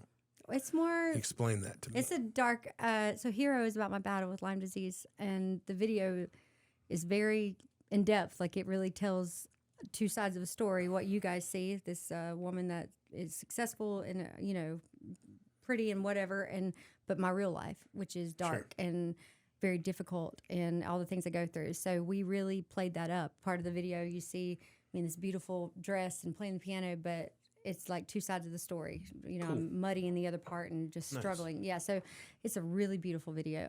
Is it out? It's not out, but it's going to come out soon. There are 2 versions of Hero. Randy Kors, who's a Grammy winner, did a version of Hero, or produced a version. It's incredible. So I'm going to drop that one. And then Chet Roberts has produced the more rock version, which is definitely what I feel. You know what I mean? So I'm actually going to drop 2 versions of the same song, which is the first time I've ever done that. And I don't know that a lot of people do that, but now that I'm older and don't give a shit, I'm just going to do it. So I've decided I'm going to put both versions out of that song. And yeah, I think it's going to be cool. All right, so I got a few hot button questions that I insist on getting from everybody before we wrap it up. Yes. Give me a dream duet. Oh gosh, dream duet. There's so freaking many. Prince is not here anymore, so I can't do that one. But that would have been my first one.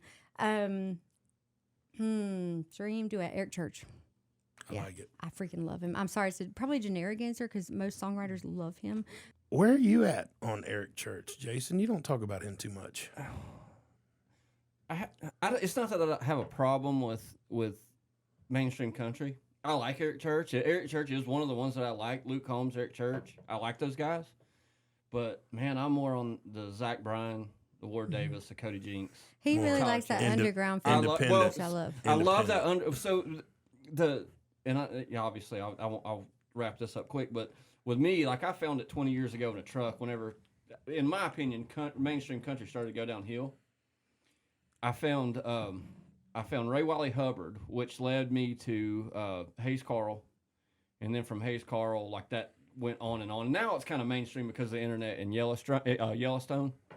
But now you got the Ward, you got the Charles Zach Wesley Bryan. Godwin. Charles Wesley Yeah. Godwin is unreal. All those guys are just it's unbelievable real country. But I like Eric Church. It's just Yeah, I think Eric, the reason I do, because I don't like mainstream country either for the most part. I don't like it. I just don't listen to it. But Eric Church is quite different in a way to me because he just kind of does what he wants and has been doing that for a long time. So you'll get those songs like that EP and from the Heart and Soul collection or whatever. None of that's there's nothing mainstream about it. You know what I mean? Like he he'll put out something that's like mainstream and then he'll put out something that's not. And some of it's more pop sounding, some of it's country, some of it's I just love it. I have tried to dive into his stuff, and I just can't. It just doesn't connect with me. Eric Church, I think for some it's reason. hard for a lot of people. And I think lyrically, actually, a lot of his lyrics are really like out there and deep. Like you really got to think about it. And I think he gets kind of. And anybody that I've said that to is like, just go to a show. You got to go to. But even I've dove into hours of YouTube live shows, and it's the same. Like, it's good. Yeah, it's not bad. I don't. It just doesn't rock my world like Tyler Childers does. Right. Yeah. Dude, Or Zach like Bryan has been rocking my world lately. Like if you dig into his lyrics, he's a poet. Yeah. And it's been blowing me away. Yeah. Like, I mean... I'm a lyricist, and I think Eric Church is one of the best lyricists ever. Because I think people don't go listen to the stuff that's not mainstream. If you go listen to that shit, it's fucking deep and it's amazing. And I think that's where people get lost. But I've not dove that deep. Yeah. That's fair. Yeah. I may need to dive deeper into that. Yeah, for sure. you give some of that newer stuff, Desperate Man, stuff that Jay Joyce has produced. Oh my God, it's incredible. But it's not your mainstream country, and I think that's really cool. You know, And Pony Bradshaw dude's blowing up Dude, too. he's badass. I called that a long time ago. I got a picture with him beside the pool table at Silverado's. I said, one day, And this he's dude's blowing going to up. blow. Yep. He's going to blow up. Yeah. you never know. He's with the True Grit with Ward Davis. Yeah. And all those guys. Same company. but- That's cool. Anyway, hot topic. Sorry. No, you're good. Tell me about your dream show.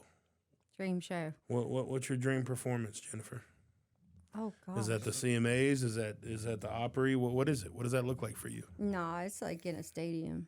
I just want to play a stadium. I don't really care. The awards things are cool, but like I just want to play like for as many Now, people as possible. is it specific to headlining a stadium? Oh yeah, I would love that. But if Or you find to open for Luke Combs at a stadium? Like, what are we talking about? I mean, I'll take that if I have to. Yeah. No, I'm kidding. Obviously, since I just told you Eric Church is like my, I love him. So this past summer, we got to play the main stage at BCMF, which is Barefoot Country Music Fest, which is the cousin of Carolina. We did both of them. Anyway, Eric Church was playing that same stage. And so I got to be backstage, which was really cool, which most people don't get to do. But because of who my manager was, it worked out. And I bawled the whole time. So, like, I just freaking love his music. So that's my like dream. If I could open for somebody, it would be Eric Church.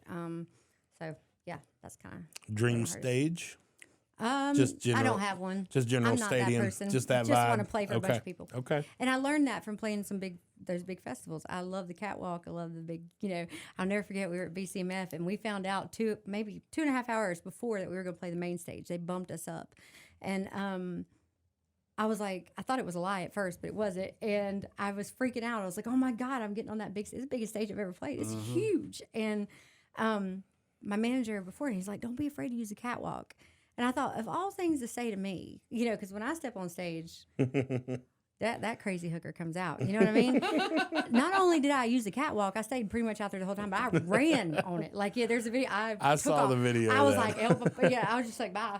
Yeah. And then But you don't have like we gotta get a catwalk. Yeah. You don't have like a Red Silverados, Rocks. Like that's my dream. I want to play Red Rocks. Oh no, I do. I would love to play Red Rocks, but I don't have like like Red Rocks used to be my thing, especially Mumford & Sons I'm a big Mumford & Sons fan, and they did that Road to Red Rocks. I was all about it. Yeah, so I would love to play there. I've been there. It's freaking incredible. Yeah. But no, not really. Like, I just want to play on big stages. I would enjoy that. And part of Diamonds and Whiskey, my philosophy when I started the band, and a lot of bands, talk crap about me and said I didn't pay my dues, but I paid them differently in the beginning. I worked my day job hard, and I put a lot of money into marketing, and I built my online presence big, and then I started playing gigs. And while other people were out gigging in the bars every weekend, I was working 100-hour weeks, putting money. There's no right way to do No, this. exactly. There's no right It way to doesn't do matter this. anymore. But trust me, I worked hard at it. Luke Combs' path to Kelly Clarkson's path to everything is different. So I just took my own path. And we didn't play the bars. We didn't do that stuff. We started out in festivals and venues, and I played for free just to play. And, one of the first gigs we played was the Orange Peel. Freaking dream for me. You know what I mean? But it was a benefit. But because we played that gig, the sound people heard us. The next thing I know, I'm getting calls from Hillbilly Jam, from the Barn at Paint Fork. They're like, all these sound guys called and said, your band's amazing. Yep. We practiced for 18 months before we played our first gig. 18 months. 3 times a week. Because we were going to go out and freaking kill it.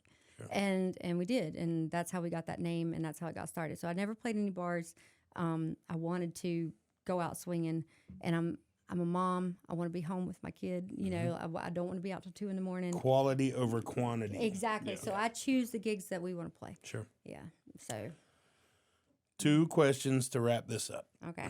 They are my favorite questions to ask. Any 18-year-old girl messages you. She's seen a YouTube video. I love what you're doing. I want to do what you're doing. Give me advice. What's your advice? I've gotten those questions many times now. And I always say, I always start my message back with, I'm probably not the person, you know, to say this stuff, because I don't really feel like people should look up to me for that reason. But the things I wish I'd known when I was younger, that took me years to find out. And these are fundamental things. And I know that everybody probably answers with these. I don't know. But what we talked about earlier, it all starts with your character, gratitude. Start with who you are. I know people want to know, what steps do I take? But let me tell you, if you have the right character and the fundamentals, all the things we learn as kids, do you know what I mean? Mm-hmm. I think those are the things that people don't say. They're like, don't give up. Just keep working. Keep this, that, and the other. That's all great. Don't get me wrong. But you know what shines more than anything, and what's gotten me further than anything? When we show up at gigs, when we show up anywhere we go, no matter where we go, and I have talks with the boys about this all the time, we are always kind. We never ask for anything that's not needed. You know what I mean? Like we do our very best to be accommodating and to be kind. I can't tell you. So I always start with that. I always say, hey, your character is going to get you further than anything. So character is the first part of that. The other part, the most important thing really, is your work ethic. So having the steps is one thing. Like you said, there's a different way to get everywhere. But the way I've done it, and the way that I like to tell people I've done it, is I have a goal in mind. That's it. I don't have anything else in mind between here and there. And that's the truth. I don't know what the heck I'm doing, and I don't know how I got here. All I know is I put my nose to the grindstone, and I didn't stop working. And I will not stop working until I get where I'm going. And that goal isn't the same as other people. A lot of people want to be famous. They want to be rich. That's cool. That's not my goal. That was never my goal. My goal was to play the music I loved and to inspire people. That was my goal. So I feel like I'm there. Like that's another part of my problem now, is that I have reached that goal. I know that I've helped some people. I don't talk about it, but I know that a lot of my fans feel that. And I get those messages, and I feel like I'm doing God's work. That's important to me. But for other people, figure out what your goal is. That's the first thing. And then be the best freaking person you can be. If you're the best person you can be, that will shine greater than any talent and any work ethic you have. If you're a good person, people will know, you know what I mean? And they'll love you for that, and they'll want you to succeed. You know what I'm saying?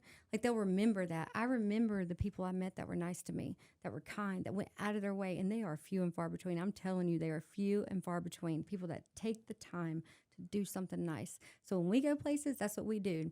Nephew over here, he cooks for all the bands outside the bus. Like, we go out he's of got some good shit. I invite artists onto the bus. I sing with people. I take the time, because I feel like my character is the most important thing. So that is my advice to young people, is start with yourself. Make yourself the best version of you that you can be. And that starts with how you treat other people.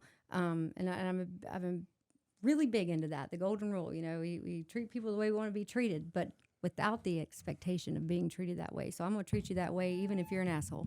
And that's truly what we should be doing. The world would be a better place if we all did that. And the right? Oscar goes to Jennifer Lawrence. Bro, I'm not even lying. I got tears in my eyes over here. Like, Jennifer, I'm in awe of you. Oh, no. Your authenticity as a human.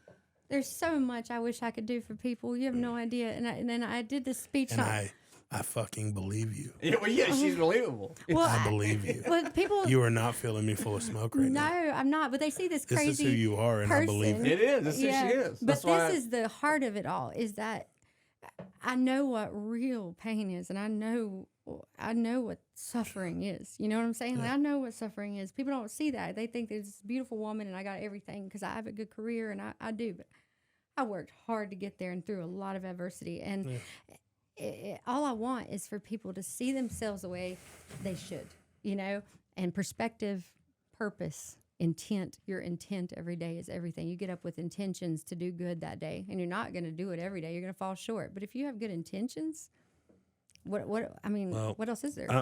I'm sorry, Jason, But I have a new favorite podcast guest. Yeah, we'll see. Jennifer, you are incredible. Thank you. And I love you, and I'm so thankful that you came on the show tonight.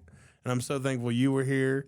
What a great show. What a great That right there is why I what a didn't great story Right. you have. I didn't want to miss it just because like it's just sushi. I wish Amy could have come in here, but So she's playing Jesus.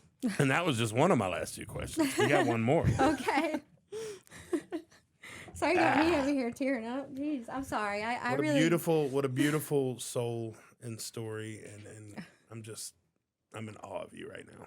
And I'm so thankful you came here today, and I'm not gonna lie, everything about today was going wrong, and I almost canceled it, and I almost called you at like 3:00, like, please tell me you haven't left Charlotte yet, and I'm so glad I didn't, because this is magic, and you are wonderful, and I'm so glad we did this. Oh man, to hear you say that! If you only knew what day I've had and how sick I was today, Oh. and if you drove me up here because I couldn't drive, and I hear my Papa used to say all the time. He's like, never put off till tomorrow what you can do today. Yeah. And people tell me they're like, oh, Amy does all the time. You just need to rest. I think that was Rest. I'm wasn't like, that Travis Tritt. that said probably that? who knows, but.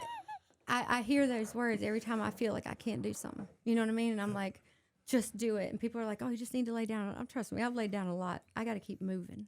You know. So, and you know what? By the time we get to this question in the show, I normally already know the answer, but I don't this time. I really don't.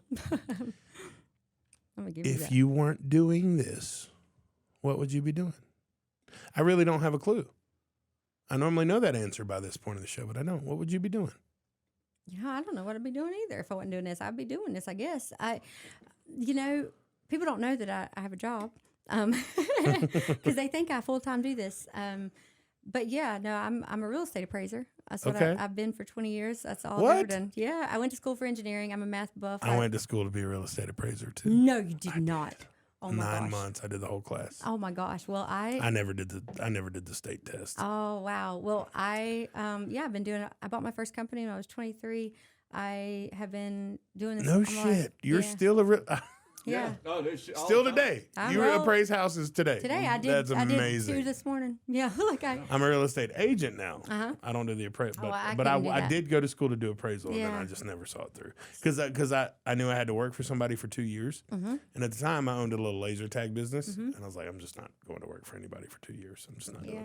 Yeah. Do you think that if you were to get a Sony Nashville deal, that you would still appraise houses? Yeah. Because Luke, Yeah. Luke Combs' mom still worked at the women's prison till like 8 months ago. Yeah. I don't think. 5 years after his first #1. Yeah. Well, here's the Till here- like 8 months ago, really. Yeah. Well, I probably would honestly, and the reason for that is like it's just good. You love like, what you love. and I love to work. Like people, when I am saying, "Oh, I worked really hard today," I think people take that as a complaint. I wanted to work hard. Like Sure. I love to work hard. It's what I love to do. I don't sleep hardly ever. I mean, I didn't sleep at all. Like I just don't sleep. I work. I love to work. It's what I like to do. And Jason, he has some products that will help you with I that. have those products. Work Jason, anything on the horizon coming up with Trinity Farms? Anything new and exciting other than 2023 concert T-shirt cannon? We have Empire Strikes Brass starting on 420 at Silverados. It's going to be That's the Trinity Farms Trinity kickoff party. Farms kickoff party, and Yep. then we're going to have Jesse Howard, Outlaw Nation, coming on the 21st, and then Tracy Lawrence on the 22nd. Okay. And then we are getting ready to party. Do you, we I'm a got little- the green couches coming back They're this coming year. out. The funny thing was, I got Sam. We went to Silverados Monday, opened up the trailer. Hadn't opened up the trailer since. I haven't opened up that trailer since October of last year. So I was opening it up, waiting for varmints and mold and everything else, but it was perfect. So everything's ready to go. We'll be there. We'll be there on Thursday, setting up, and it's concert season, brother. Can I put my dibs in on that Blackberry Smoke because they're like one of my favorite bands, Yeah, and we're I ready feel to like go. we're very similar to them. So like I'm such a fan. Oh, dude, I freaking love them. So I want that VIP seat. the Cadillac 3, Oh my god. Blackberry Smoke, the Stillwoods, Ward Day. Can we say See, Ward those are Davis? my Shall we favorite say bands. Ward I Davis? love Oh them. yeah, Fucking no, everybody no. knows Ward Davis is is coming. confirmed. We just can't officially. Yeah, we're not ready. announce But it. so, dude, I am so. I just need y'all to know excited. Ward Davis is going to play there as long as we have a venue. Yeah, I am. I'm so excited love that about this dude. year. Oh my God, he's one of my favorite people I've ever. You took me to see him a day of. He calls, "Come on, go see." I'm like, Yeah, no, just Yeah. but the whole Silverado thing. I'm so excited. I'm so ready.